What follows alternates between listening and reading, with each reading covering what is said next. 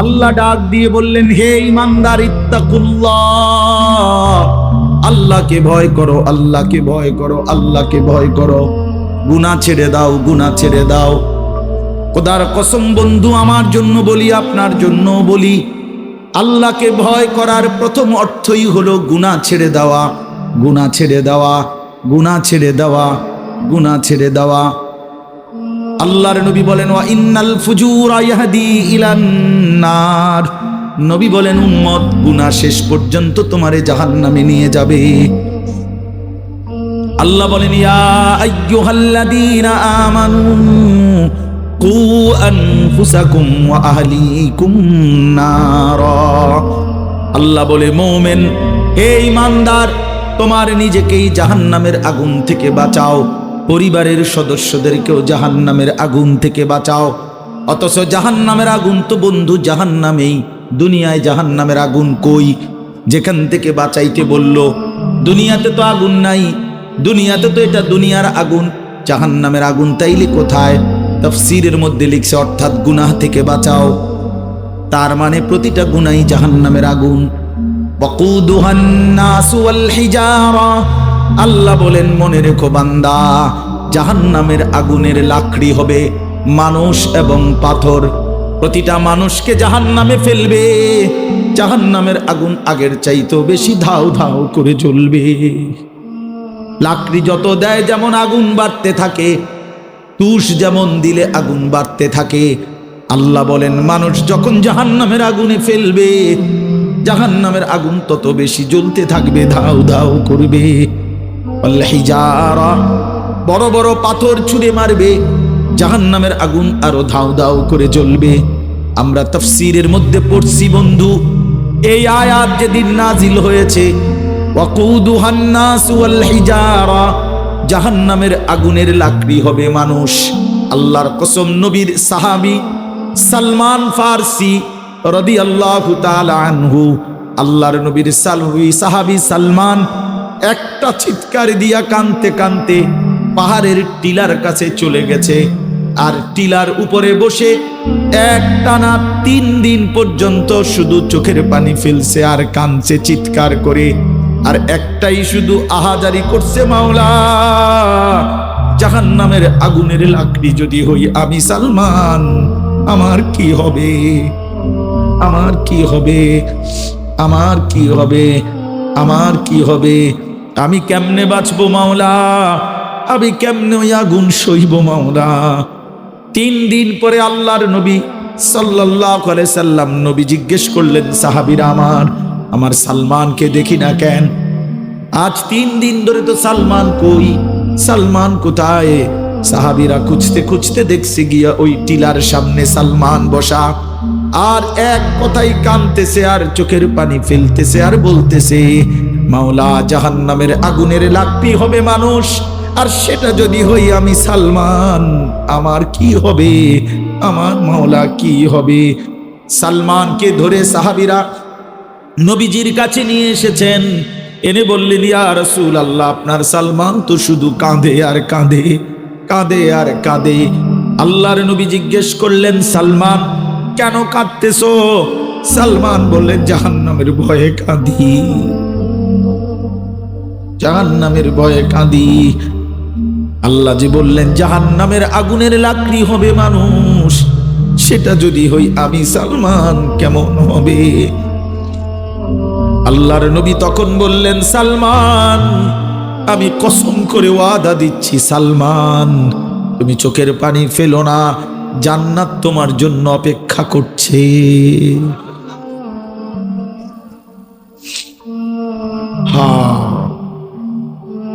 আল্লাহুম্মা আজিরনি মিনান নার।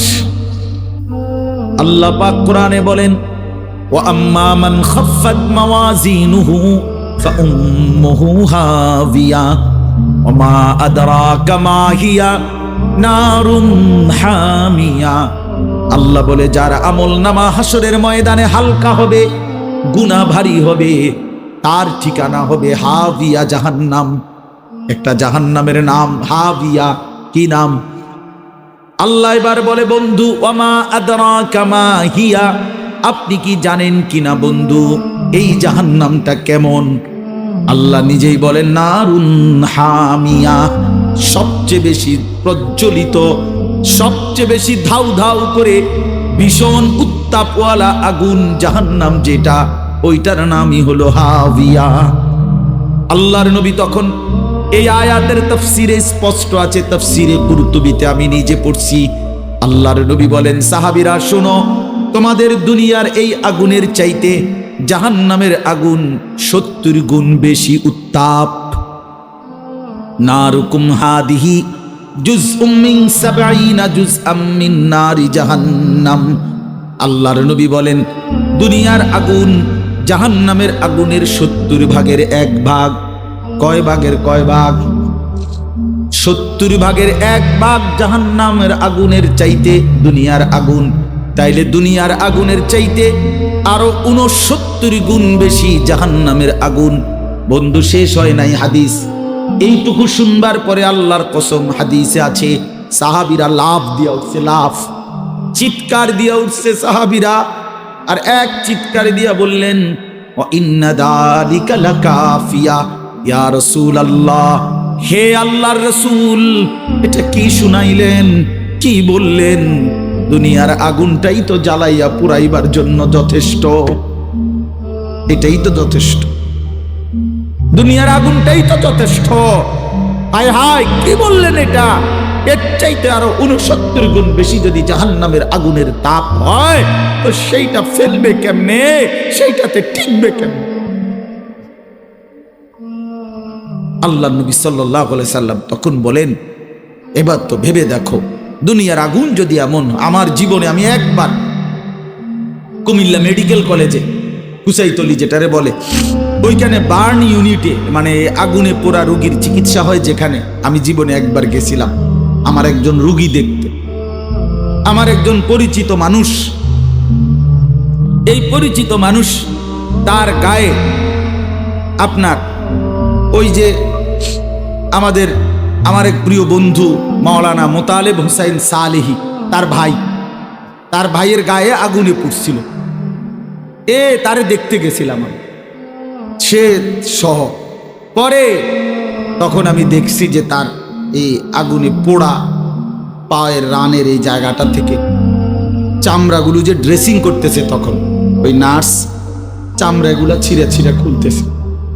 আল্লাহর কসম, মানুষের চিৎকার কেমন হইতে পারে আমার জীবনে আমি ওই একদিনে দেখছি, যে আগুনে পোড়া মানুষ কেমনে চিল্লায়, কি পরিমাণ চিৎকার করতেছে, মনে যেন কলিজা ছিঁড়ে যাচ্ছে, কলিজা ছিঁড়ে যাইতেছে, তার এই পোড়া চামড়াগুলো যে উঠাইতেছে। তাহলে ভেবে দেখেন, আমিও ভাবি, আপনিও ভাবেন, ইনসাফের সাথে ভেবে দেখেন, দুনিয়ার আগুন যদি এতটা মারাত্মক ভয়ানক হয়, তার চাইতে 69 গুণ বেশি গরম জাহান্নামের আগুনের অবস্থা কি হবে? আল্লাতী তাত্তালিউ আলাল আফইদা, কোরআন শরীফে আল্লাহ বলছে, জাহান্নামের আগুন প্রথম মিনিটেই কলিজা শুদ্ধা পোড়ায়া ফেলে। সরাসরি কোরআনের আগুন একেবারে প্রথম মিনিটেই একসাথে, একই সাথে দুনিয়া জাহান্নামের আগুন কলিজা শুদ্ধা পোড়াইয়া ফেলে। আরো ভয়ঙ্কর কথা হইল, আল্লাহ বলছে, বান্দা, দুনিয়ার আগুন লাগলে তো কিছুক্ষণ ছুটাছুটি করা যায়, বাঁচার জন্য দৌড়াদৌড়ি করা যায়, কিন্তু জাহান্নামের আগুন যার গায়ে লাগানো হবে, তো ইন্নাহা আলাইহিম মুসাদা ফি আমাদিম মুমাদ্দাদা, মজবুত খুঁটির মধ্যে আগে শক্ত রশি দিয়া বাঁধ দিবে, এরপরে আগুন লাগাবে। তো এই বেঈমান তখন কেমনে নড়বা কেমনে? এটা নাই কোরআন শরীফ? ওয়াইলুল লিকুল্লি হুমাযাতিল লুমাযা, এই সূরাতে আছে, আল্লাযী জামাআ মালান ওয়া আদ্দাদা ইয়াহসাবু আন্না মালাহু আখলাদা কাল্লা লায়ুনবাযান্না ফিল হুতামা ওয়া মা আদরাকা মাল হুতামা। এই যে আল্লাহ বলেন, হুতামা নামক আগুন কেমন? নারুল্লাহিল মুকাদা আল্লাতী তাত্তালিউ আলাল আফইদা, কলিজা শুদ্ধা জ্বালায় ফেলে। আল্লাহ আমাদেরকে মাফ করে দেন। চলেন ভাই, এজন্য ফিকির করি। আমার শায়েখ আল্লামা মুফতি মুশতাকুন নবী কাসিমি হুজুর অনেক সময় একটা সুন্দর কথা বলে। হুজুর বলে, বাপ, হতাশ হওয়ার কিছু নাই। জান্নাত এত কঠিনও না যে চেষ্টা করলেও মিলবে না, আবার এত সহজও না যে বিনা চেষ্টায় মিলে যাবে। আপনি কষ্ট করে মেহনত করলে, আমল করলে, ভালো রাখার চেষ্টা করলে নিজেকে, এরপরও জান্নাত পাবেন না। না, জান্নাত এত কঠিনও না, আবার এত সস্তাও না। একেবারে আপনি বন খাইবেন, বিড়ি খাইবেন, সুদ খাইবেন, ঘুষ খাইবেন, আমনের বেড়ি বেপরদা, আমনের পোলা নামাজ পড়ে না, আমনের ঘরে প্রতিদিন রঙিন টেলিভিশনে নাচ গান নাটক সিনেমা চলে, আমনে বাটপারি সিটারি 2 নম্বরই 6 নম্বরই রোজগারি করবেন, আর আপনি বেহেশত যাইবেন গা। এত মামুর বাড়িও না। কথা বুঝেন নাই? এতটা কি না, মামুর বাড়িও না। এটা মামুর বাড়িও না, এত সহজও না, এত কঠিনও না যে চেষ্টা করেও মেহনত করেও পাবো না, আবার এত কঠিন সহজও না যে বিনা চেষ্টাই মিলে যায়। 2 কাতার টাইলস দিয়া অনেকে মনে করে জান্নাতের বুঝ হইছে, তো 2 কাতার টাইলস দিছে, 4টা সিলিং ফ্যান দিছি তো মসজিদে, আমি ব্যস্ত যাইতাম না, তো কে যাইব না? আরে লোকই তো নাই, আমনে ছাড়া লোকই তো নাই। 4টা ফ্যান 2টা লোক কয়জন আছে? আমনে ছাড়া বেহেশতে যাবেন না, লোকই তো নাই। বেহেশতে তো আপনি একটা মানে 4টা ফ্যানের দাম নাইলে 3000 করে 12,000 টাকা। বেহেশত বুঝি 12,000 টাকা, কি তো কর? এটা কি আসলে বেহেশতটা কি? তাইলে 2টা রুম আর একটা বারিন্দা, এইটা বেহেশত নাকি? তো এত মামুলি হয়ে গেল কেন? এত খামখেয়ালি হয়ে গেল কেন? আখিরাতকে আমরা বড় খামখেয়ালি মনে করেছি। কাল্লা বাল তুহিব্বুনাল আজিলা ওয়া তাযারুনাল আখিরা। আল্লাহ বলে, বান্দা, তোমরা দুনিয়ার নগদটাকে ভালোবাসলা আর অনন্তকালের আখিরাতটাকে ছেড়ে দিলে। ওয়া তুহিব্বুনাল মালা হুব্বান জাম্মা। আল্লাহ বলে, মালকে বড় শক্তভাবে, কঠিনভাবে ভালোবাসলা। হায় বান্দা, আখিরাতকে ভুলে গেল। এই জন্য প্রিয় ভাই, চলেন আমরা যে কয়জন বসছি, আমরা নিয়ত করি আমরা আমাদের আখিরাত সাজাবো। একটি পাথরের উপরে যদি নির্দিষ্ট বৃষ্টির পানির ফোঁটা ধারাবাহিক পড়ে, একটা সময় ওই পাথরটার মধ্যে একটু ছিদ্র হয়ে যায়, ডাইবটা যায়। এই কারণে ধারাবাহিক শুনতে থাকলে আল্লাহর কথা, দিল আস্তে আস্তে নরম হয়, পরিবর্তন, নিজের ভিতরে ফিকির আসে, ভাবনা জাগে। এজন্য আল্লাহর কথা নিয়মিত শুনতে হয়, ধারাবাহিক শুনতে হয়, নিয়মিত শুনতে হয়। এজন্য আপনাদের কাছেও এটা অনুরোধ, আমি প্রতিদিন এ কথা বলি যে ধারাবাহিক আল্লাহর কথা শোনা উচিত। কোনো ব্যক্তি বিশেষের জনপ্রিয়তায় না, বরং আল্লাহর কথার প্রতি আন্তরিক হয়। আমার এলাকার ইমাম সাহেব বলুক আর দূরের কোনো হুজুর বলুক, পরিচিত কোনো বক্তা বলুক অথবা অপরিচিত কোনো আলেম বলুক, আল্লাহর কথা যখন বলে তখন আল্লাহর কথার প্রতি মনোযোগী হওয়া উচিত। তাইলে বরকত হয়, তাইলে পরিবর্তন হয়, তাইলে আন্তরিক হয়, জিন্দেগি বদলায়। সফলতা কিংবা ব্যর্থতার জন্য সবাই চিনে অথবা চেনে না, এটা কোনো বিষয় না।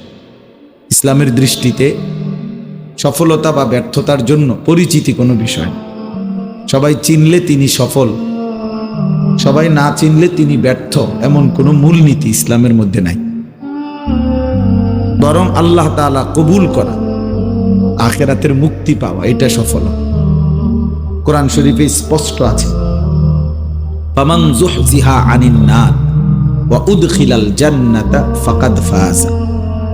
আল্লাহ তাআলা বলেন, যাকে জাহান্নাম থেকে মুক্তি দেয়া হলো এবং জান্নাতে প্রবেশ করানো হলো, ফাকাদ ফাযা, সেই কেবল সফল হলো।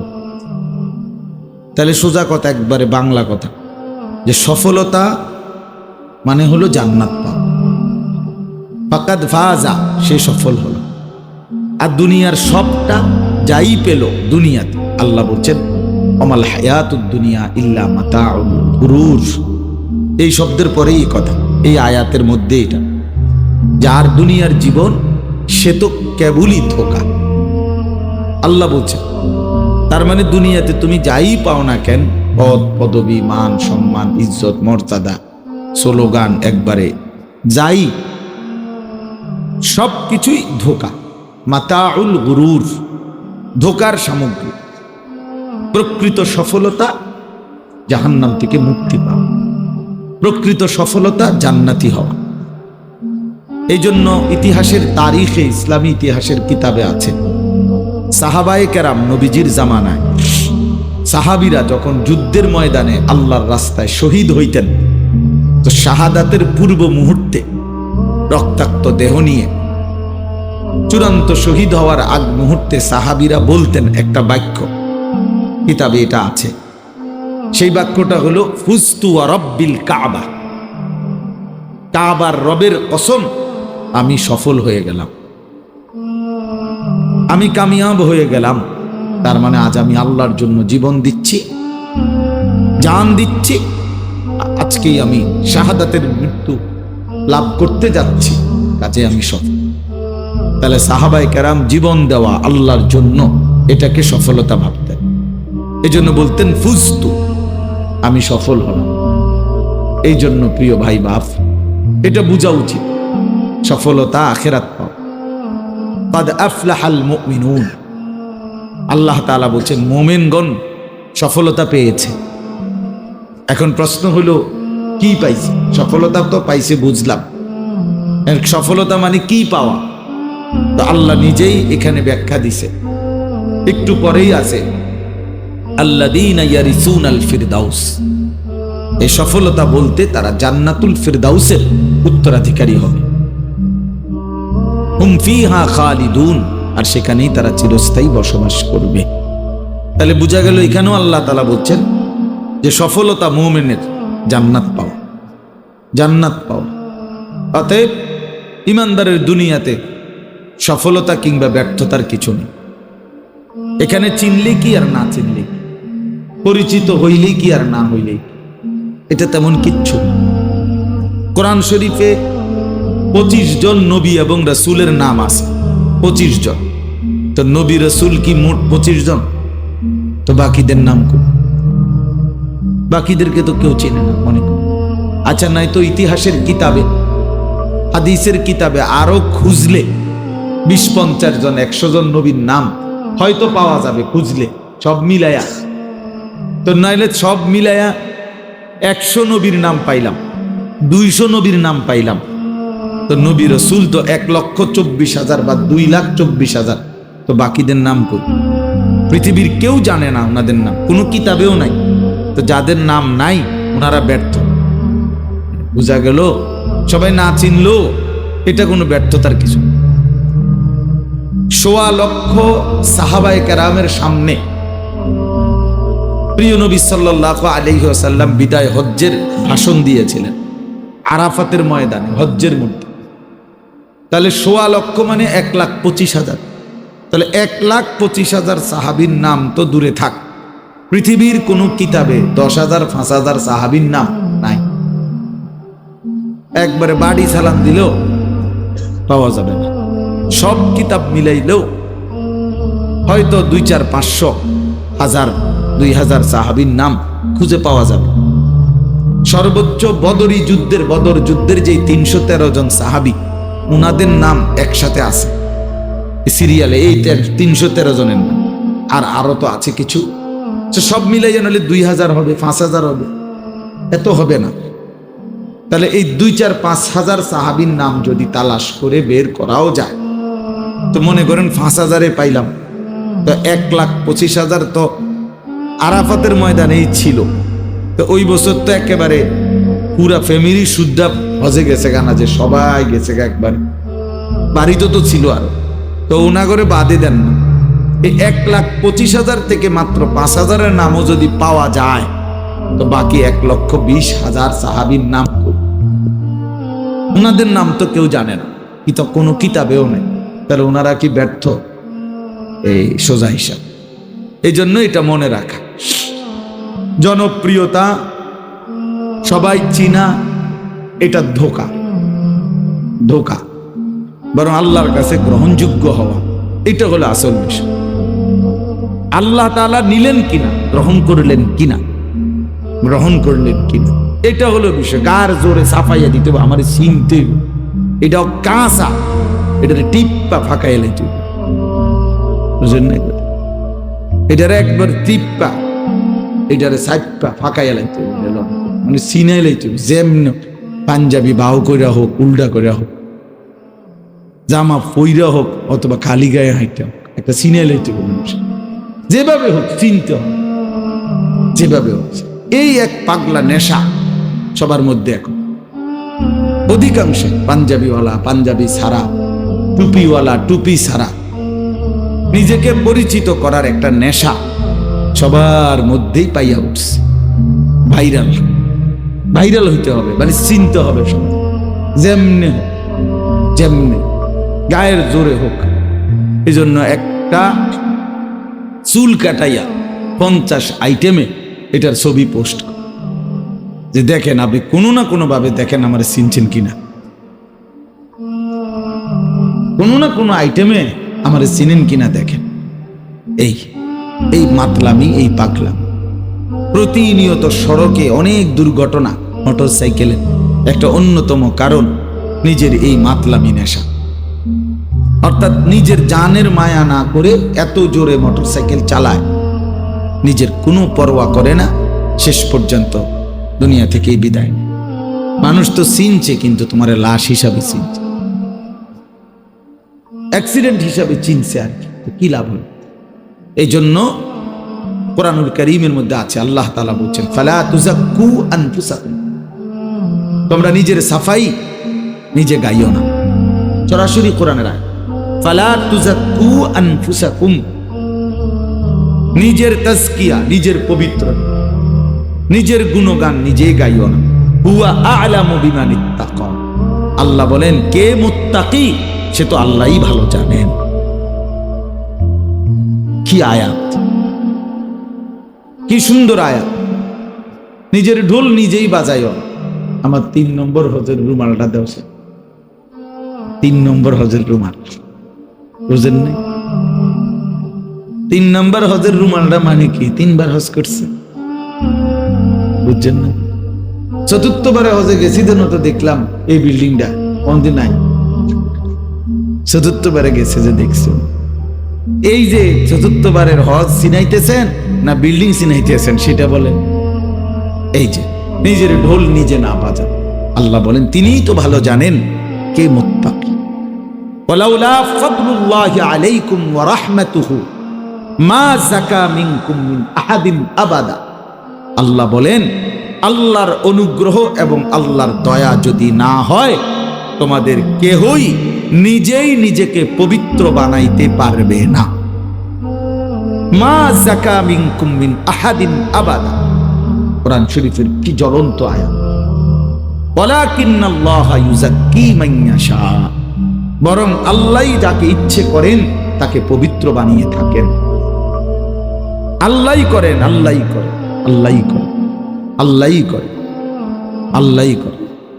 আজকে যেমন গায়ে মানে না আপনি মোরল, এটা বাংলা ভাষার একটা প্রবাদ। অর্থাৎ গ্রামবাসী মানে না উনারে সর্দার, তো উনি নিজে নিজেই কয় আমি সর্দার। আমাদের এই সাদ দিল্লির এই ভণ্ড, এই ভণ্ড এখন কিছু অনুসারী দালাল, কিছু সন্ত্রাসী, কিছু গুন্ডা সারা পৃথিবীময় নিয়োগ দিছে।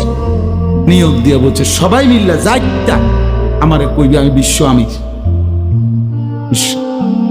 আগে শুনতাম দেওয়ানবাগি বলতো বিশ্ব আশেকে রসুল সম্মেলন, ও বিশ্ব অলি খাজা বাবা ফরিদপুরি, বিশ্ব জাকের মঞ্জিল, এরকম ছিল। এখন হইল বিশ্ব আমির, তাই না? কেউ মানে না ওনারে, উনি বিশ্ব আমির।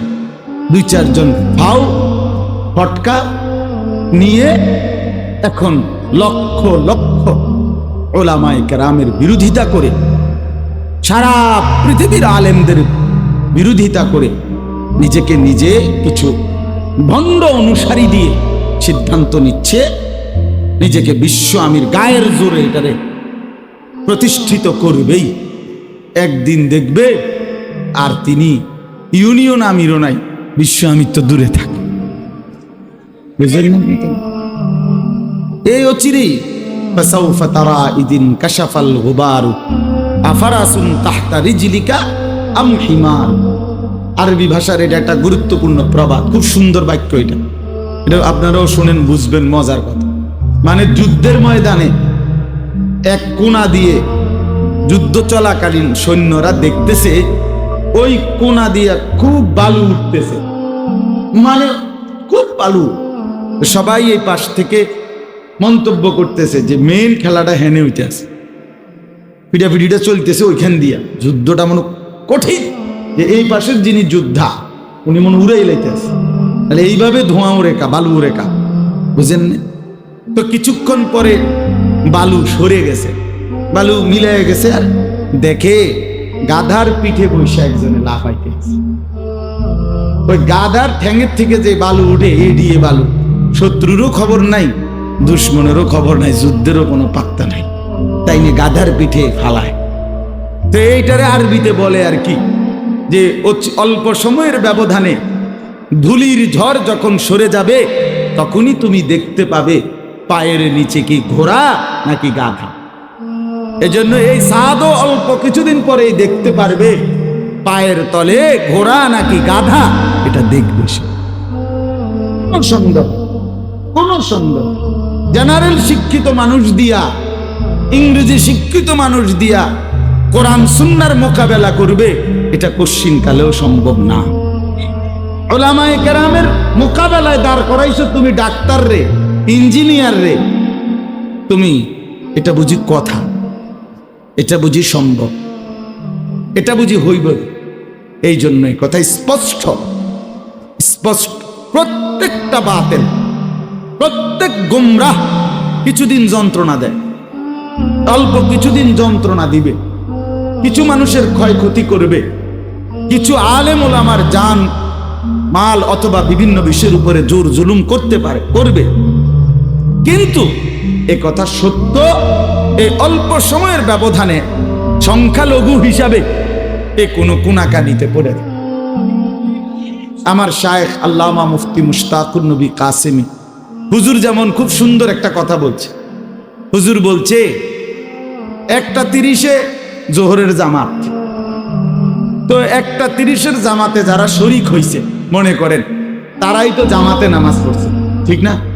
এখন 1:45 আইসা বা 2টার দিকে আইসা কেউ যদি বারিন্দায় জামাত করে অথবা উঠানে বাহিরে জামাত করে আরেকটা, তো তাইলে তো এ কথা তো প্রমাণ যে তারা 1:30টার মেন যে জামাত জোহরের, এরা জামাত পাইছে। এরা না পাওয়াতেই তারা এই ভিন্ন আলগা কিছু একটা করছে, কিন্তু মেন জামাত হয়েছে কখন? 1:30টায়। তো হুজুর এই জন্য বলে বিশ্ব ইজতেমা তো 31 জানুয়ারি, 1 ফেব্রুয়ারি, 2 ফেব্রুয়ারি, বিশ্ব ইজতেমা তো একবারই হয়, একবারই হবে, এইবারও একবারই হবে। এরপরে যদি কেউ জামাত না পায় তো পরে হয়তো 2-4 জন কোথাও একত্র হইতে পারে, সেটা হলো জামাত না পাওয়ার কারণ। কথা বুঝছেন না? তারা জামাত ছুটে গেছে, হ্যাঁ গো, এরা 1:30টার জামাত পায় নাই, এই জন্য এরা 31 জানুয়ারির বিশ্ব ইজতেমা যদি না পায়, তো পরবর্তী তুমি 7 তারিখ করো আর 14 তারিখ করো, তোমার ইজতেমার খবর নেই কি? আর তোমার এটা ইজতেমা হয় কেন? তোমার এটা ইজতেমা হয় কেন? এই জন্য এটা মনে রাখা উচিত। এই নিজেকে গায়ের জোরে প্রতিষ্ঠিত করা এটা অন্যায়, এটা অন্যায়, এটা অন্যায়। কোনো দরকার নাই, কোনো প্রয়োজন নাই। ইজ্জত সম্মান সে তো আল্লাহ তাআলার পক্ষ থেকে, আল্লাহ তাআলার পক্ষ থেকে। কোরআনুল কারীমের মধ্যে আছে, আল্লাহ তাআলা বলছেন ইন্নাল্লাযীনা আমানু ওয়া আমিলুস সালিহাত সায়াজআলু লাহুমুর রাহমানু উদ্দা। আল্লাহ তাআলা বলে নিশ্চয়ই যারা ঈমানওয়ালা এবং আমলওয়ালা, আল্লাহই তাদের জন্য সৃষ্টি জীবের মধ্যে, আল্লাহর মাখলুকাতের মধ্যে আল্লাহ নিজেই ভালোবাসা তৈরি করে দেন। আল্লাহই বানায় দেয়, আল্লাহই তার সৃষ্টির কানে কানে এই আওয়াজ পৌঁছায় দেয়, আমার এই বান্দাকে আমি ভালোবাসি, তোমরাও ভালোবাসো, তোমরাও ভালোবাসো। এটা আল্লাহ পৌঁছায়।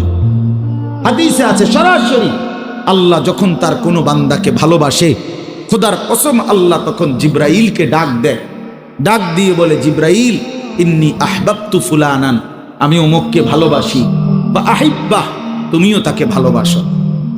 জিব্রাইল বলে, আহবাবতু ইয়া রাব্বি, আয় রব, আমিও তাকে ভালোবাসলাম। এবার জিব্রাইল 7 আসমানের ফেরেশতাদেরকে ডেকে বলে, তাকে আল্লাহ ভালোবাসে, তাকে জিব্রাইল আমি ভালোবাসি, তোমরা 7 আসমানের ফেরেশতাও ভালোবাসো। ক্বালু আহবাবনা, ফেরেশতারাও বলে যে হে জিব্রাইল, তোমাকে সাক্ষী রেখে বললাম, যাকে আল্লাহ ভালোবাসে, যাকে তুমি ভালোবাসো, তাকে আমরাও ভালোবাসলাম। সুম্মা তুনজালুল মাহাব্বাতু ফিল আরদ, অতঃপর সেই ভালোবাসা, সেই ঘোষণা জমিনের মধ্যে নিয়ে নামানো হয়, জমিনে নাজিল করা হয় ভালোবাসার সেই ঘোষণা। এবার জমিনের সমস্ত সৃষ্টির কানে কানে আল্লাহর কুদরতে ফেরেশতারা পৌঁছিয়ে দেয় যে এরে আল্লাহ ভালোবাসে, এরে জিব্রাইল ভালোবাসে, এরে 7 আসমানের ফেরেশতারা ভালোবাসে, তোমরা জমিনের সমস্ত মাখলুকাতও তাকে ভালোবাসো। তখন গোটা কায়নাতও তাকে ভালোবাসে। এই আয়াতের তাফসীর আছে সূরা মরিয়ম, সূরা মরিয়মের লাস্টে এই আয়াত আছে। ওই আয়াতের মধ্যে কথা আছে, যাকে আল্লাহ ভালোবাসে তাকে জিব্রাইলও ভালোবাসে, তাকে আসমানের ফেরেশতারাও ভালোবাসে, তাকে জমিনের সমস্ত সৃষ্টিও ভালোবাসে। এখানে গাছ জুড়ে যাইতা সাফাইয়া কোনো দরকার নেই। ভালোবাসা বলে কাকে? আরবিতে মহব্বত, এই শব্দ, এটা শব্দের নাম না, সরাসরি যে কোনো কিতাবে আছে। মহব্বত কাকে বলে? মহব্বতের সংজ্ঞাটা কি? সরাসরি সংজ্ঞা হলো মাইলানুল কলবে ইলা শাই লিকামালিন ফিহি, কোন জিনিসের প্রতি অন্তর ঝুঁকে যাওয়া, ওর মধ্যে কোনো যোগ্যতা, কোনো কামালিয়াত, কোনো বৈশিষ্ট্য থাকার কারণে, কোনো বৈশিষ্ট্য থাকার কারণে কারো প্রতি অন্তর কি হয়ে যাওয়া, ঝুঁকে যাওয়া। মাইলানুল কলব, এটা জবানের বিষয় না, দিলের বিষয়, এটা দিলের বিষয়। দিল থেকেই মহব্বত ট্রান্সফার হয়, দিল থেকেই মহব্বত সরবরাহ হয়। এই জন্য প্রিয় ভাই আমার, বন্ধু আমার, আমরা প্রত্যেকেই এটা মনে রাখা, এটা মনে রাখা, এই কথাটাই আমি বলতেছিলাম যে পরিচিতি অপরিচিতি এটা কোনো বিষয় না। সারা পৃথিবী জানলেই আমি দ্বীনের কাজ করছি, সারা পৃথিবী না জানলেই আমি কিছু করি নাই, বিষয়টা এমন না। বরং আসমান ওয়ালা জাররা জাররা, বিন্দু বিন্দু, সেকেন্ড সেকেন্ড, পলক পলক, মুহূর্ত মুহূর্ত তিনি দেখেন। আমাদের ভালোটাও আল্লাহ দেখেন, আমাদের মন্দটাও আল্লাহ দেখেন কিনা বলেন? আল্লাহকে ফাঁকি দেওয়ার, আল্লাহ পাককে আড়াল করবার কোনো সুযোগ বান্দার কি আছে? নাই। কোরআন শরীফে স্পষ্ট আছে, আল্লাহ তাআলা নবীজিকে লক্ষ্য করে বলছে, আল্লাযী ইয়ারাকা হিনা তাকুম, আল্লাহ আমাকে যখন নামাজে দাঁড়ান, আহা, মালিক নিজে বলে, দোস্ত আপনি যখন নামাজে দাঁড়ান, আমি সরাসরি আমার কুদরতি চোখে আপনাকে দেখতে থাকি, আপনাকে আমি দেখতে থাকি, আমি তাকিয়েই থাকি আপনার। ও তাকাল্লুবাকা ফিস সাজিদিন, আপনি যখন আমার বান্দাদের সাথে রুকু সেজদা করেন, জামাতে নামাজ পড়েন, আপনার প্রতিটা উঠা বসা, নড়াচড়া, আপনার রুকু, আপনার সেজদা, আপনার আত্তাহিয়াতু, আপনার সমস্ত হালাত আমি আল্লাহ সরাসরি দেখতে থাকি। আমি আপনার রুকুর দিকেও তাকায় থাকি, সেজদার দিকেও তাকায় থাকি, আমি আল্লাহ আপনার পুরা নামাজের দিকে তাকায় থাকি। এই জন্য আল্লাহ রাসূল সাল্লাল্লাহু আলাইহি সাল্লাম বলছেন, বান্দা নামাজের মধ্যে যখন শুরু করে, নামাজ শেষ হওয়া পর্যন্ত খোদার কসম নবী বলেন, রব্বে করিম ওই বান্দার দিকে তাকাইয়েই থাকে, তাকাইয়েই থাকে।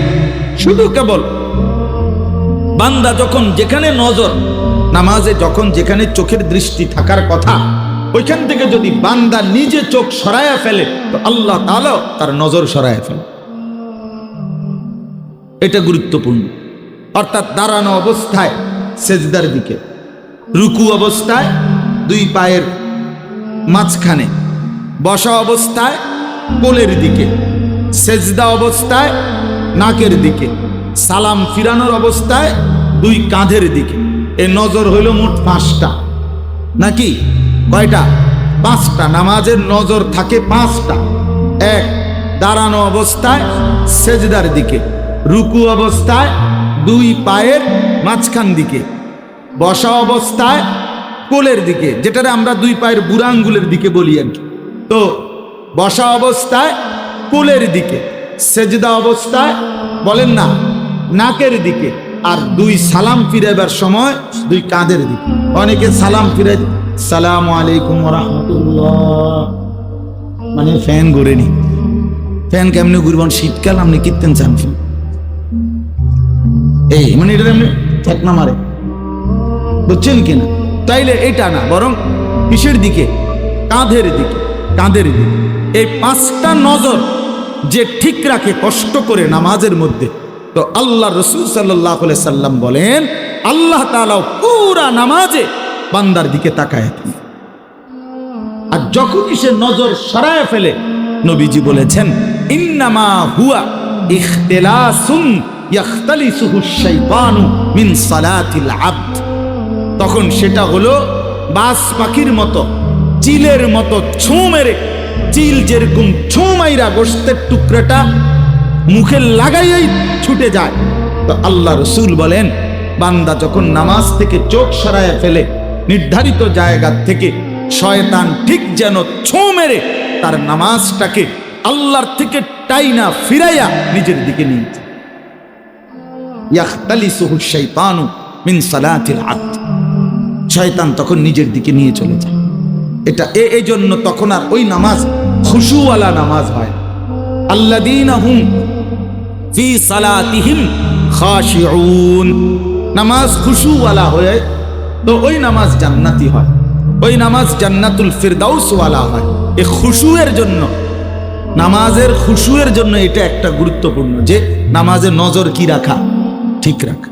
নামাজে যার নজর ঠিক, তার নামাজের মধ্যে খুশু হয়, নামাজের মধ্যে খুশু হয়, নামাজ বিনয়ী হয়, নামাজ মহব্বতের হয়, নামাজ দরদওয়ালা হয়, নামাজ আল্লাহ তাআলার ভালোবাসা দ্বারা ডুবানো। তো এই জন্য ভাই আমরা এটা মনে রাখা, আমাদের নিজেদের মধ্যে এই কথা খেয়াল রাখা, যে মূল বক্তব্য ছিল আমার এই কথাটা বুঝানো যে মহান আল্লাহ পাক রব্বুল আলামিন গ্রহণ করা, এটা হলো মূল বিষয়। মূল বিষয়টা কি বলেন? আল্লাহ তাআলা গ্রহণ কর, আল্লাহ গ্রহণ কর, আল্লাহ গ্রহণ কর। পৃথিবী চিনলেই কি, না চিনলেই, না চিনলেই, না চিনলেই, জগৎ চিনতে হবে, পরিচিত হইতেই হবে এমন কোনো জরুরি না। এই খ্যাতির মোহ, দুই জিনিস, এটা নিয়ম আমরা কি বুজুর্গদের মুখে বারবার বলছি। মানুষের বরবাদির কারণ দুই জিনিসের ভালোবাসা মানুষের মধ্যে। এক নাম্বার হচ্ছে হুব্বে মাল, মালের ভালোবাসা, সম্পদের নেশা মানুষের মধ্যে তীব্র। আরেকটা হলো হুব্বে জাহ, পদ পদবীর নেশা, পদ পদবী, পদ পদবী। আপনার এই দুই নেশা মানুষের, এক হলো মাল সম্পদের নেশা, আরেকটা হলো পদ পদবীর নেশা। এবং এটা পর্যন্ত লিখছে বুজুর্গরা বলছেন মালের নেশা অনেক সময় অনেকে ছাড়তে পারে, কিন্তু পদের নেশা, মূল্যায়নের নেশা আমার জন্য ছাড়া কষ্টকর, আরো বড়র জন্য ছাড়া কষ্ট, খুব কঠিন। এটা বড় সূক্ষ্ম ধোকা দেয়, সূক্ষ্ম ধোকা দেয়। এমনি তো মালের প্রতি লোভী না হয়তো, কিন্তু একটু নইরা সইরা বসে, মানুষ একটু বলুক আল্লাহু আকবার, হুজুর আমনেরে দেখছি, যে অবস্থা আমনের বুজুর্গি স্বপ্নে দেখছি, আমনেরে লইয়া হাঁটতে আসি, আমনে মাথাতে আমি ফায়ে, বুঝছেন? আমার একজনে বলছে খুব হুজুর একটা স্বপ্ন দেখছি, আমি কইতেই বইটা। আমি কেন, আমি তো স্বপ্ন বুঝি না ভাই, আপনি এটা আমার কইয়েন না, আল্লাহ কয় না, এটা শুনতেই হবে। তার খুব বিরক্ত করাতে শুনছি, কইছি কি দেখছেন কোন? হুজুর দেখছি আপনি সাইকেল চালাইতেছেন, বিশ্বাস করেন বানাইয়া বলতেছি, আর হে আমি আপনার পিছনে বইয়া চলতেছি। আমি বললাম ভাই আপনি দেখছেন একটা মোটরসাইকেল দেখতেন, কি নাম নিমিয়া, এই এত বছর বয়স আমার, 43 বছরে 44 বছর এখন আমার বয়স। আপনি দেখছেন আমি এত এই বয়সে সাইকেল চালাইতাম, দেখছেন একটা মোটরসাইকেল দেখতেন, তত মনটারে বুঝাইতাম যে আপনি কেমনে সাইকেল দেখলেন। আর এই শীত এই ঠান্ডার ভিতরে নিজে চালাইয়ে তো আমি মরে যাব, আবার আমনের মতো একটা ফোজা আমি বুঝি কি রে কয়, আশ্চর্য। পরে দেখলাম যে উনি আর আসলে সুবিধা পাইছেন এটি কইয়া, উনি বুঝছে না এই হুজুর আসলে আরো বেজাল্লা হুজুর, এনে এটি কইয়া কোনো লাভ হইতো না, সাইকেল চালাইয়া না কি নাই লাভ হইল। যাই হোক, বলার উদ্দেশ্য হইল আসলে কোনোভাবেই আমি আমার জন্য বলছি, উসিকুম ওয়া ইয়া, আল্লাহ তাআলা আমাদেরকে দুনিয়াবি এই পদ পদবী, নেতৃত্ব, কর্তৃত্ব, খবরদারি, বাহাদুরি, অহংকারী থেকে আমাকেও হেফাজত করেন, আমাদেরকেও হেফাজত, আল্লাহ তাআলা আমাদেরকে হেফাজত করেন। শোনেন, অহংকার কোরআনুল কারীমের মধ্যে স্পষ্ট আছে। ইবলিসকে আল্লাহ তাআলা বলছেন, যেদিন ইবলিস সেজদা দেয় নাই সেদিন আল্লাহ তাআলা বলছেন, ইবলিস তুমি কিন্তু অহংকার করলে, অহংকার করলে, ফামা ইয়াকুনু লাকা আন তাতাকাব্বারা ফিহা, ইবলিস আমি আল্লাহর সামনে অহংকার করা সাজে না। আল্লাহ সেদিনই বল অহংকার করলি ইবলিস। এরপরে আছে কোরআনে, আলাইসা ফি জাহান্নামা মাসওয়াল লিল মুতাকাব্বিরিন, সরাসরি কোরআনের আয়াত। আল্লাহ তাআলা বলেন জাহান্নাম অহংকারীর ঠিকানা। অহংকারীর ঠিকানা কোথায়? আল্লাহ আমাকেও হেফাজত করেন, আমাদের সবাইকে হেফাজত করেন। আমাদের ইসলাহ দরকার, সংশোধন দরকার। প্রিয় ভাই, প্রিয় বাপ, জীবনটা শেষ দিন পর্যন্ত খতরা। 90 বছর হোক, 90 বছর পরেও যদি কোনোদিন আল্লাহ গুমরা বানায় দেয় তো তার পুরা জিন্দিগি আফসোস। বুখারীর রাওয়ায়াত, বুখারীর হাদিস, আমি নিজে পড়াইছি মিয়া। আল্লাহ রাসূল সাল্লাল্লাহু আলাইহি সাল্লাম বলছেন, ইন্নার রাজুলা লা ইয়ামালু আমালা আহলিল জান্নাহ ওয়া ইন্নাহু মিন আহলিন নার। বহু লোক এমন আছে, নবীজি বলেন, দেখতে তো দেখা গেছে সারাটা জিন্দেগি জান্নাতের আমল করছে, অথচ সে জাহান্নাম, জাহান্নাম, অথচ সে জাহান্নাম। এজন্য সব সময় আল্লাহ তাআলার কাছে নিজের ঈমান, নিজের আমল, নিজের আখিরাতের হেফাজত, এটা চাওয়া উচিত। অনেক কিছু করছি, অনেক কিছু করে ফেলছি, অনেক কিছু হয়ে গেছে, না যদি গ্রহণ না করে মালিক, যদি আল্লাহ তাআলা হকের রাস্তা থেকে বিচ্যুত করে দেয়, হকের রাস্তা থেকে বিচ্যুত করে দেয়, আপনি বলেন আজকে আপনার দাওয়াত ও তাবলীগের মধ্যে অনুপ্রবেশকারী এই ছদ্মবেশী সাদের অনুসারী এই মুনাফিকরা প্রতিনিয়ত বলতেছে, ওলামায়ে কেরাম আমরা হলাম তাবলীগের বাহিরের মানুষ, আমরা তৃতীয় পক্ষ, আমরা তৃতীয় শক্তি, আমরা বাহির থেকে ইন্ধন দিচ্ছি। আচ্ছা, আশ্চর্য বিষয় দেখেন, আল্লাহ তাআলা কি পরিমাণ বোকা, নির্বোধ, অন্ধ বানাইলে এত বড় কথা বলতো, এত বড় কথা।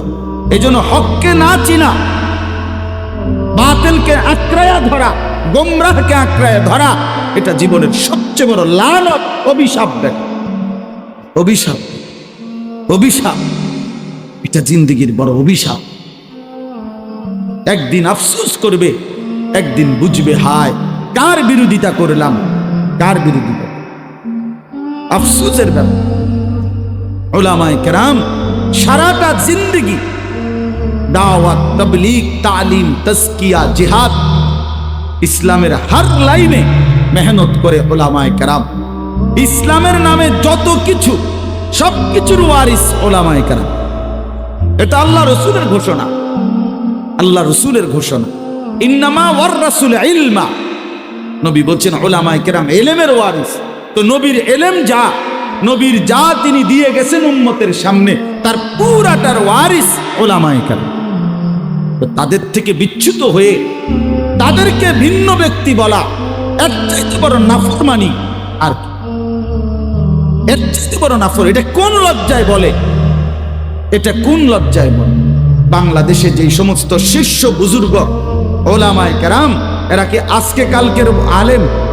কথা বলেন। যেই আলেমের বয়স, যিনি আজকে 60 বছর, 50 বছর, 40 বছর ধরে বুখারী পড়ায়, হাদিসের কিতাব পড়ায়, উনাকে যদি কেউ বলে উনি তৃতীয় পক্ষ, এর চাইতে বড় কানা অন্ধ আর কে হইতে পারে? এই জন্য আমরা বেশি আফসুস করতেছি, এদের জন্য আফসুস করতেছি, খুব বেশি আফসুস করি। আহা কি করলাম, আহা কি করলাম, নিজের আখিরাত এভাবে বরবাদ করে দিল, নিজের পরকাল এভাবে বুঝি নষ্ট করে দিলা। আল্লাহ রাসূল সাল্লাল্লাহু আলাইহি সাল্লাম যেই পবিত্র ঘোষণা দিয়েছেন উলামায়ে কেরামের বিষয়ে, তোমরা তাদের থেকে নিজেদেরকে বিচ্যুত মনে করে ঘোষণা করে এরপরে তাদের সাথে মোকাবেলায় লাগলা, এর চাইতে বড় দুর্ভাগ্য, বদনসিব আর কেউ হইতে। আমি কিতাবে নিজে পড়ছি, বুজুর্গানে দিন বলছে উলামায়ে কেরামের রক্ত বিষের মতো, বিষের মতো, অর্থাৎ বিষ যেরকম ধ্বংস করে দেয়, উলামায়ে কেরামের পবিত্র রক্ত যে ঝরায়, আল্লাহর কসম সে তার গোষ্ঠী শুদ্ধ ধ্বংস হয়ে যাবে, নির্বংশ হয়ে যাবে, নির্বংশ হয়ে যাবে। ইন্না শানিআকা হুয়াল আবতার, আবতার। আল্লাহ কোরআনে ওয়াদা দিছে, বন্ধু আজকে রাসূল আপনাকে যেই বেঈমানরা তিরস্কার করে, আমি আল্লাহ ওয়াদা দিলাম আপনাকে মন্দ বলে যেগুলো, এরা আবতার, এরা বংশহীন, নির্বংশ হয়ে যায়। এই জন্য আজকে রাসূলুল্লাহর বিরোধিতাকারী ওদের কারো বংশের কেউরে বলে একটা তাবিজের জন্য একটা অনুমান দরকার।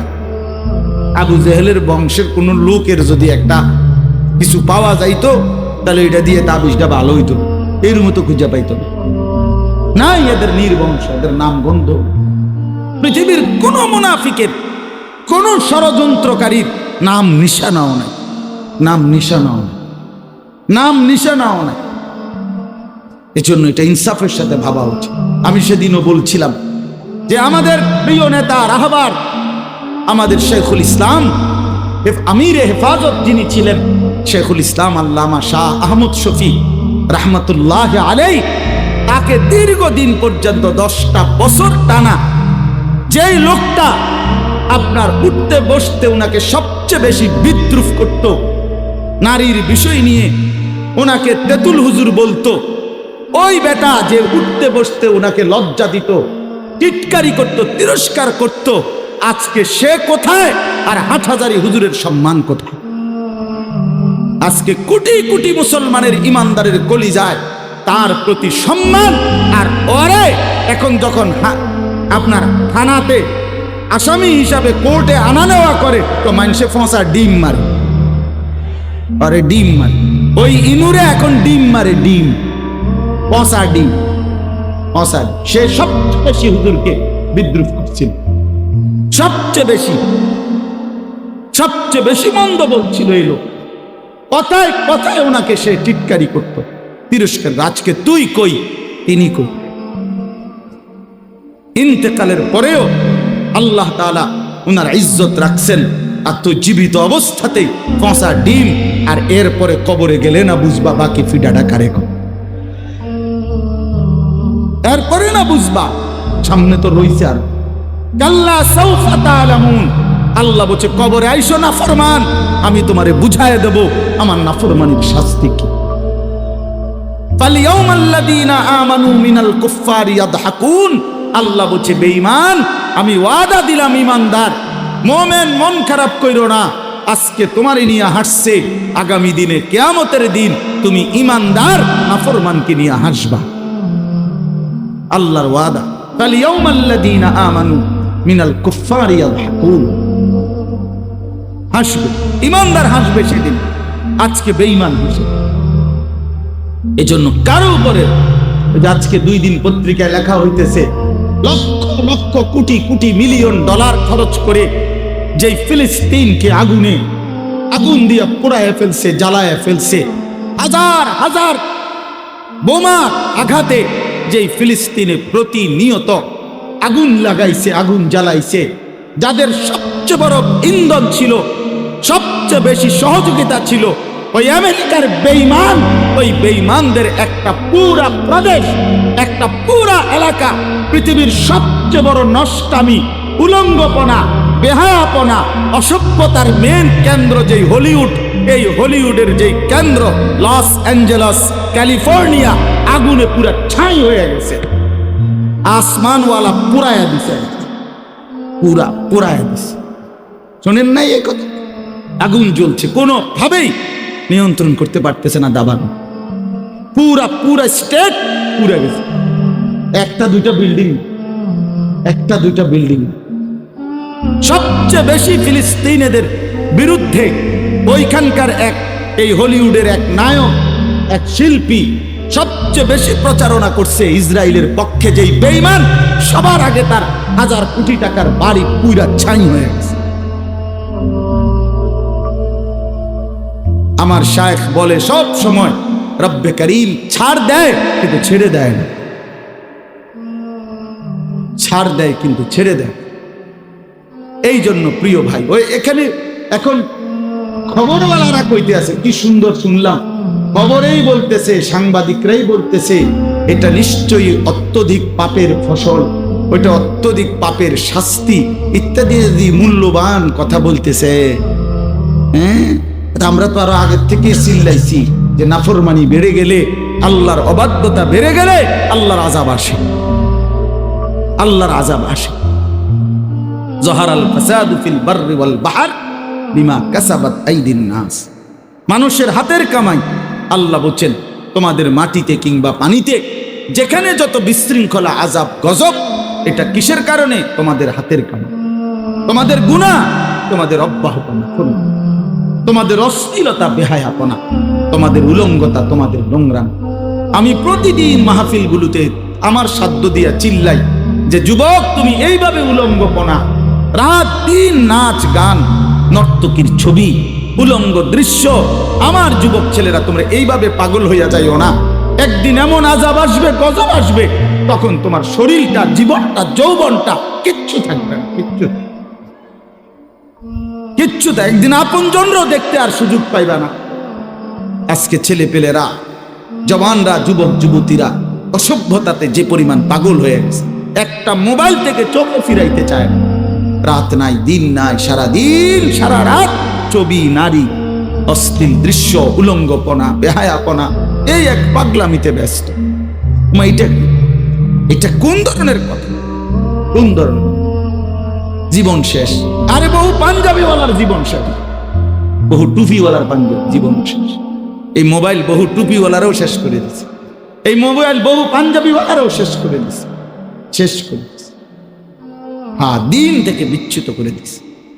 কি পরিমাণ আল্লাহর লানত! আল্লাহর দিন থেকে কোরআন পড়াইতো, সেজদা দিত, আল্লাহর গোলামি করত, এমন জায়গা থেকে মোবাইলের আসক্তি তারে দূরে সরায় দিছে। তার উপরে খোদার কত বড় লানত পড়ছে, চিন্তা করে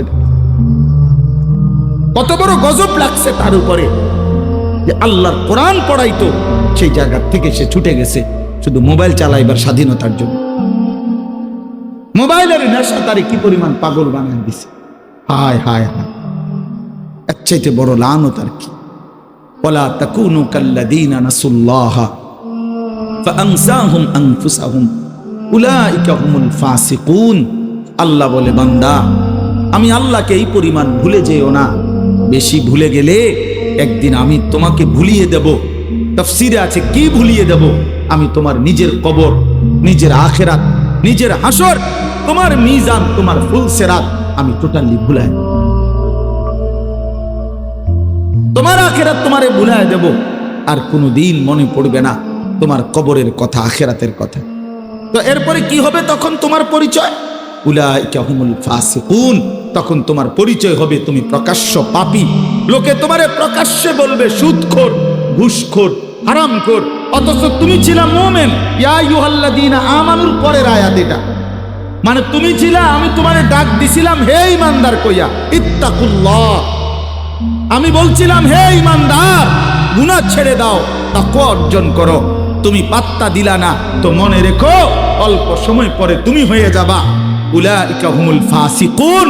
ফাসেক, এবার তোমারে আর কেউ মুসলমান বলবে না, বরং উঠতে বসতে আড়ালে আবডালে একাকী বা প্রকাশ্যে তোমারে বলবে সুদখোর, ঘুষখোর, জিনাখোর, ব্যভিচারী, লম্পট, চরিত্রহীন, মদখোর, গাঁজাখোর, ফুট্টাখোর, বাবাখোর, ডাইলখোর, হারামখোর, ইয়াবাখোর, বাটপার, সিটার, লম্পট, বেপর্দা নারী, বেহায়া নারী, নর্তকী, গায়িকা, অসভ্য নারী, এই সব শব্দ দিয়া সিল লাগাই দিবে। সিল মনে করো তুই শেষ, তুমি শেষ। আরি বিল্ডিং করতে আর বাড়ি মানুষে গোবর সুদের টেয়া এমনি বিল্ডিং করে। আমার সামনে কহজুর মন্ডা চাইছে ফাঁসাত লাপতি দেই, আমি কি লেগে মন্ডা চাইলো আপনার? ও কাঠটা সুদ কর, কাঠটা, এই শব্দটা কইছে বেটা। কাঠটা কি? তোর বিল্ডিং খাইয়া পড়ে, তোর বিল্ডিং কইসা পড়ে। উলাইকা হুমুল ফাসিকুন। অথচ শুরু করছিল ইয়া আইয়ুহাল্লাযীনা আমানুত্তাকুল্লাহ, হে মুমিন। বড় বেশি যত্ন করে বলছিল মুমিন। দেখেন কোরআনুল কারীমে আল্লাহ তাআলা বলছেন, এই কথাটা সুন্দর কথা বোঝেন, জীবন, হায়াত, লাইফ, বেঁচে থাকা, খোদার কসম আল্লাহ বলছেন এটা শুধুই আখিরাত। জীবন কাকে বলে? নবী আল্লাহ বলছেন ওয়া ইন্নাদ দারাল আখিরাতা লাহিয়াল হায়াওয়ান। সরাসরি কোরআনের আয়াত। আল্লাহ বলেন আখিরাতই হচ্ছে জীবন। হায়াওয়ান মানে বেঁচে থাকা, জীবন। আল্লাহ বলছেন আখিরাতই হচ্ছে জীবন, আখিরাতই হচ্ছে জীবন। তাহলে দুনিয়াটা কি? এখানে যে আমরা আছি এটা কি? তা আল্লাহ বলছে এটা হলো লাহাবুন, তামাশা, লাইবুন, খেলাধুলা, এটা গুরুর, ধোকা, এটা ধোকা, এটা তামাশা, এটা তামাশা। আর 24 ঘন্টা মৃত্যু যার কাঁধের কাছে, মৃত্যু যাকে তাড়া করে অ্যাক্সিডেন্ট নি হইয়া যায়, কাইতনি হইয়া যায়, বৈরানি যায়, এক বিপদ নি হয়, এই সারাক্ষণ পেরেশানি, বিপদ, মৃত্যু, অসুস্থতা, মরণ ব্যাধি, এমন কোন পেরেশানি সারাক্ষণ যার কাঁধের উপরে, তার আবার জীবন কি? তাই এটা ভেবে দেখলে এটা আর কিসের জীবন মিয়া? কিসের জীবন? আমার একটা ছোট্ট কথা মনে হয় সব সময়, আমি গাড়িতে ঠিক মতো ঘুমাইতে পারি না। আমার চোখ বন্ধ করলে একটু পরে আবার চোখ খুললা যায়, আবার তাকাই গাড়ি ঘোড়ার দিকে, যে আমার যে ড্রাইভার চালাইতেছে কোনান দিয়ে নি বাজাইয়া দেয়, কোনান দিয়ে নি লাগাইয়া দেয়। তাইলে যাকে অ্যাক্সিডেন্টের ভয়, যাকে ঘুমাইতে দেয় না, তার এটা আবার কিসের জীবন? কিসের জীবন এটা? মৃত্যু জানে, মৃত্যুর ভয়। আমার তো কোনো নিশ্চয়তা নাই যে কমপক্ষে এই 5 বছর আমি মরতাম না। আচ্ছা 6 নম্বর বছরের থেকে একটা টেনশন সৃষ্টি হইতে পারে, এমন কিছুও তো নাই। 5টা ঘন্টারও তো নিরাপত্তা নাই, 5টা মিনিটেরও তো নিরাপত্তা, 5টা মিনিটেরও তো নিরাপত্তা। ওই যে ওই দিন আপনার টোলের যেটা দেখছেন না ছবিটা, যে পিছন থেকে ট্রাক বাড়ি দিছে মোটর সাইকেলওয়ালারে, আরে পদ্মা সেতুর এখানে যে এক্সপ্রেসওয়ে বাসে, আপনার টোলের এখানে, আহা সারা পৃথিবী কাঁদছে ছবিটা দেখে, যে আপনার একটা জলজ্জান্ত পুরুষ বেচারা মোটর সাইকেলে, তার স্ত্রী এবং তার বাচ্চাটা পিছনে, 2টা মানুষ পিছনের ধাক্কায় 1টা মিনিটের মধ্যে বাচ্চাটা থেতলাইয়া ফেলছে, আর মহিলাটা চাক্কার সাথে পেঁচাইয়া ঘুরতেছে।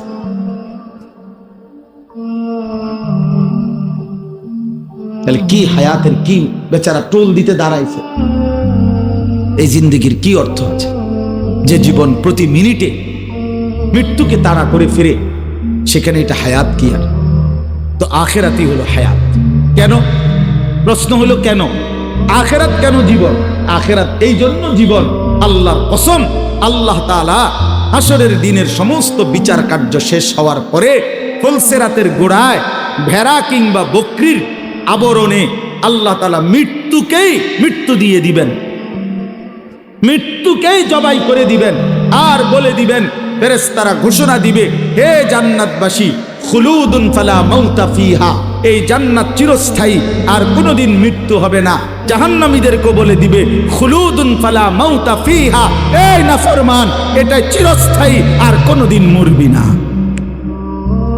তার মানে আর কোনোদিন মৃত্যুর কোনো কি নাই, সম্ভাবনা নাই। তাহলে অতএব এটাই জীবন, এটাই হায়াত, এটাই হায়াত।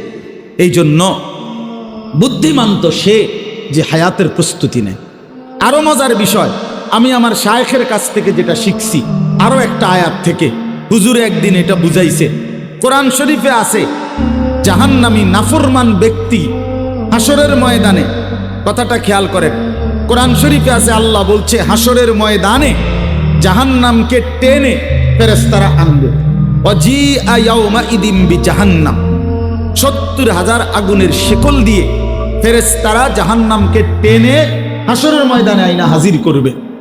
হাজির করলেই এই নাফরমান ব্যক্তি, পাপী ব্যক্তি জাহান্নামের দিকে এক নজর তাকাইয়েই ইয়াউমাইদিন ইয়াতাযাক্কারুল ইনসান, তার দুনিয়ার জীবনের সব কথা, নাফরমানির কথা মনে পড়বে। কিন্তু আল্লাহ বলেন ওয়া আন্না লাহু যিকরা, কিন্তু বলো না বান্দা সেদিন মনে পড়ে কি লাভ হবে? লাভ কি হবে মনে পড়ে? ফায়দাটা কি হবে? লাভ কি হবে?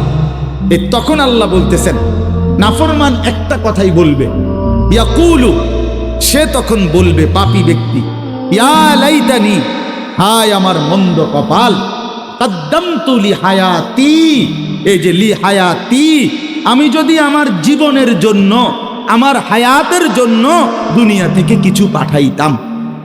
তাহলে এই হায়াতি বলতে কোন জায়গা বুঝাইছে? এই যে এখন হাসরের মাঠ, আখেরাত, আখেরাত মানে আমি যদি আমার জীবনের জন্য, হায়াতের জন্য কিছু পাঠাইতাম, তাহলে বোঝা গেল এখানে হায়াত বলতে, জীবন বলতে কোনটাকে বুঝাইছে?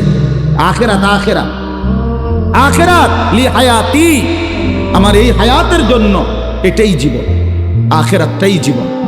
অতএব মুসলমানের বাপ ভাই, আমরা যে কয়জন বসছি কোনো অসুবিধা নাই, কম কিংবা বেশি এটা বড় বিষয় নয়, অল্পই হোক কথা, কিন্তু এই কথা আমাদের দিলের মধ্যে আনতে হবে যে জীবনের সার্থকতা আখেরাত, বেঁচে থাকার সার্থকতা আখেরাত।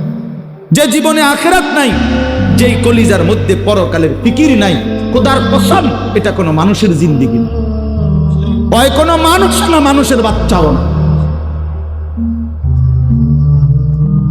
যেই কলিজার মধ্যে আখেরাতের ফিকির, কবরের ফিকির নাই। আরে যারে আল্লাহ কবর ভুলাই দিছে, তোরে আল্লাহ সব ভুলাই দিছে। যারে আল্লাহ আখেরাত ভুলাই দিছে, তুই নাফরমানকে আল্লাহ জানোয়ারে রূপান্তরিত করে দিছে। জানোয়ারে না খায়, ঘুমায়, পেশাব পায়খানা করে, যৌন চাহিদা পূরণ করে, এই জন্য জানোয়ারের না বাচ্চা কাচ্চা হয়, গরু ছাগল কুকুর বিড়ালের তো বাচ্চা কাচ্চা হয়। কিন্তু যে আখেরাত ভুলে গেছে তার জীবন জানোয়ারের মতো, হাইওয়ানের মতো, হাইওয়ানের মতো, হাইওয়ানের মতো, কুকুর বিড়ালের মতো। এই জন্য যে কপালে সেজদা নাই সে ইনসান না, সে জানোয়ার, সে চতুষ্পদ জন্তু। যে কপালে সেজদা নাই, দিনের পর দিন যে নামাজ পড়ে না, সে আর মানুষ নাই, সে হাইওয়ান, সে হাইওয়ান। এটা বুঝতেই হবে। ইনসান তো তাকে বলে যাকে আল্লাহ তাআলা গোলামির জন্য বানাইছেন, ইল্লা লিয়াবুদুন, ইবাদতের জন্য বানাইছেন। অতএব ইবাদত যার দ্বারা হবে না, সে ইনসান কিসে? এটাকে তো বানাইছেই কথা বলার জন্য, আওয়াজ পৌঁছাবার জন্য। এই মাইকের মাউথ, মাইকের হরন, এখন এটা যদি 10টা মিনিট লড়াইয়াও এটা দিয়ে আওয়াজে বাহির না হয়, কোনোভাবেই সাউন্ড হচ্ছে না, তো তখন মাইক অপারেটর বা মাইকওয়ালাদেরকে লোকে কি বলবে? তোর এটা মাইকও না, মাইকের জাতও না, হিসা দিয়ে ফিট তোর কোহালে কিতা দিস বলবে কি না? বলে যে এটা মাইকও না, মাইকের জাতও না, কারণ যেই উদ্দেশ্যে বানাইছে সেই উদ্দেশ্য তো হচ্ছে না। ঠিক আল্লাহ তাআলা মানুষকে তো বানাইছেন ইবাদতের জন্য, নামাজের জন্য, সেজদার জন্য, আল্লাহর গোলামির জন্য। অতএব যার দ্বারা নামাজ হচ্ছে না, যার দ্বারা সেজদা নাই, যার দ্বারা আল্লাহর গোলামি নাই, তুই মানুষও না, মানুষের জাতও না বেটা, তুই মানুষও না, মানুষের জাতও না বেটা, হাইওয়ান বেটা। এবার আসেন, আমি শুধু কইলে তো আপনি রাগ হইবেন যে হুজুর আমনে মাইক পাইয়া আমারে কইলেন এভাবে না। এবার কোরআন বলে কিনা আপনি দেখেন। তাইলে তো টের পাইবেন। কোরআনুল কারীম স্পষ্ট বলছে ফামাসালুহু কামাসালিল কালব, নাফরমান কুত্তার মতো। সরাসরি কোরআনের আয়াত। কামাসালিল কালব অর্থ কি? কোরআন শরীফ আছে কিনা মহিউদ্দিন ভাই বলে? ইন তাহমিল আলাইহি ইয়ালহাস আও তাতরুকহু ইয়ালহাস। এখানে এক বেঈমানের উদাহরণ দিয়ে বলছে আল্লাহ। ওই বেঈমান কুকুরের মতো, যে পাইলো জিহ্বা লম্বা করে ফেলে, যে না পাইলো জিহ্বা লম্বা। কুকুরের স্বভাবে পেলেও জিহ্বা লম্বা করে, না পাইলেও কি লম্বা করে। তাইলে আল্লাহ তাআলা বেঈমানকে, নাফরমানকে কুকুরের সাথে তুলনা দিয়েছেন কিনা? কথা বলেন না কেন? আচ্ছা, নবীজি বলছে কিনা শুনেন। তাইলে তো আর থাকে না, আল্লাহ বললে নবী বললে আর কার লগে রাগ হইবেন? তা নবীজি বলছে কিনা? যে শেষ বলে চাই নবী কোনো আবার নবী সেভ করলো কিনা? কমপক্ষে না, নবী কোন উম্মত আমিও না। আদ-দুনিয়া জিফা ওয়া তালিবুহা কিলাব। নবীজি বলছে দুনিয়া একটা পচা লাশের মতো, আর শুধুই দুনিয়ার পিছনে যে দৌড়ায় সে কুত্তা। কিলাব অর্থ বহুবচন, কুকুর। কালবুনের বহুবচন হলো কিলাব। এখন কার কাছে যাবেন? এখন কে? এখন খাজা বাবা, হ্যাঁ এখন দয়াল বাবা। আর কি? যার আল্লাহ নাই, যার রাসূল নাই, তার এরপরে কি? আর কেউ আছে? কেউ? এই জন্য আমরা ইনশাআল্লাহ এখন শেষ কথা হলো, এই এতগুলো কথা বলার অর্থ হলো আমাদের জিন্দেগি আখিরাত। বলেন আমাদের জীবন কি? আমাদের ফিকির কি? আমাদের প্রস্তুতি কি? আমাদের প্রতিযোগিতা কি? ওয়াফি যালিকা ফালিয়াতানাফাসিল মুতানাফিসুন। আল্লাহ কোরআনে বলছে, বান্দা প্রতিযোগিতাই যদি করতে হয় আখিরাতের প্রতিযোগিতা করো। লিমিসলি হাদা ফালিয়ামালিল আমিলুন। আল্লাহ বলে, বান্দা মেহনতি যদি করতে হয়, কর্মই যদি করতে হয়, জান্নাতের জন্যই মেহনত কর। ফালিয়ামালিল আমিলুন, আমলকারীদের আমল করা উচিত, মেহনতকারীদের মেহনত করা উচিত। লিমিসলি হাদা, এমন জান্নাতের জন্য, আখিরাতের জন্য। তাহলে ইমানদারের মেহনত হবে আখিরাতের জন্য, ইমানদারের পরিশ্রম হবে আখিরাতের জন্য, ইমানদারের উপার্জনও হবে আখিরাতের জন্য, ইমানদারের জিন্দেগির রাত দিন কাটবে আখিরাতের জন্য। আল্লাহ আমাকেও তৌফিক দান করেন, আমাদের সন্তানদেরকেও তৌফিক দান করেন, আমাদের বিবিদেরকেও তৌফিক দান করেন, আমাদের সমস্ত দোস্ত আহবাবদেরকেও আল্লাহ তাআলা তৌফিক দান করেন। শোনেন, আল্লাহ রাসূল, ওই বেটা তুমি উঠো কেন বারবার?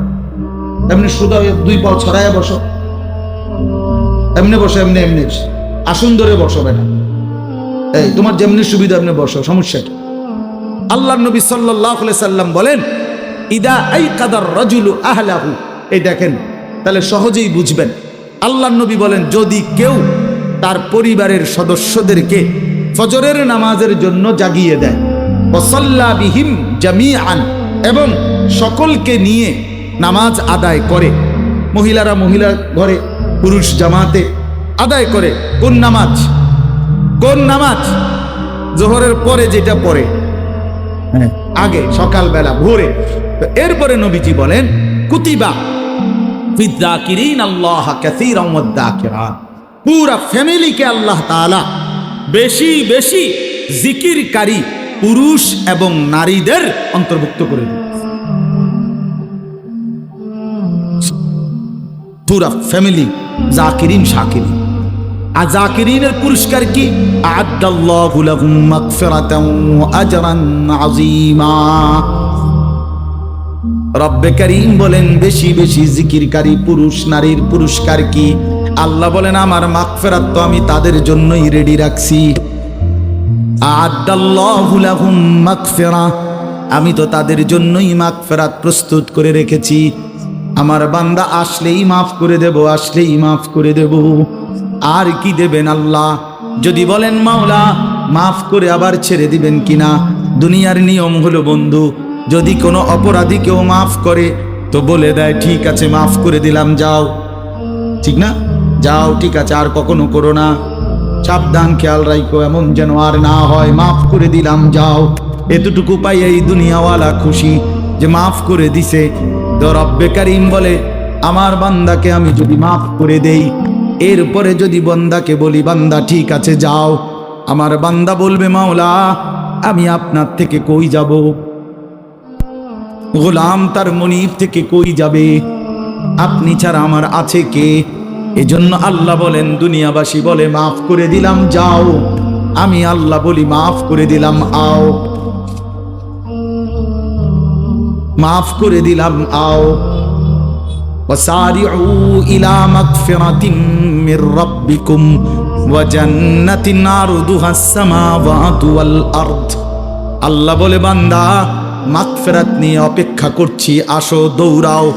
আর আমি যখন মাফ করে দেব, সাথে আসমান জমিন প্রশস্ত জান্নাতটাও দিয়ে দেব। উলাইকা জাযাউহুম মাগফিরাতুম মির রাব্বিহিম ওয়া জান্নাতুন তাজরি মিন তাহতিহাল আনহার। আল্লাহ বলেন যারা ইস্তেগফার করবে, তাওবা করবে, বিনিময়ে আমি আল্লাহ মাফ করে দেব আর ঝর্ণা ধারা বেষ্টিত জান্নাতেই প্রবেশ করিয়ে দেব।